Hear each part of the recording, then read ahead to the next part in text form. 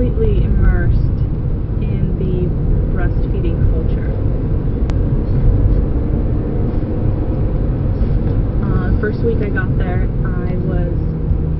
first day I got there, they told me, okay, here's a tour of the facility, and the facility is in a hospital, right?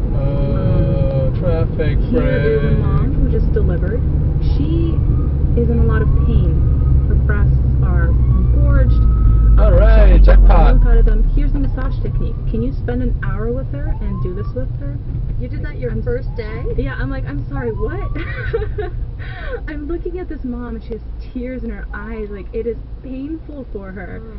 And I remember after about 5 to 10 minutes of me, this is the first time I've ever touched breasts that were not my own. I was like, this is new for me.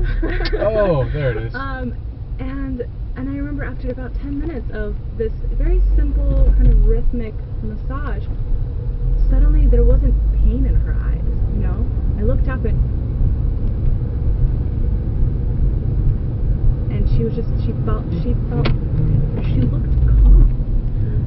And I think that moment I realized that there's something different that's happening in Brazil. So Anna says that in Brazil there's this pro-breast milk campaign that is just a national thing. Like, everyone's on board. There are TV ads, but that's just the start. So in Brazil you'll see really famous celebrities, famous soccer players all support breastfeeding. They'll have a huge billboard with a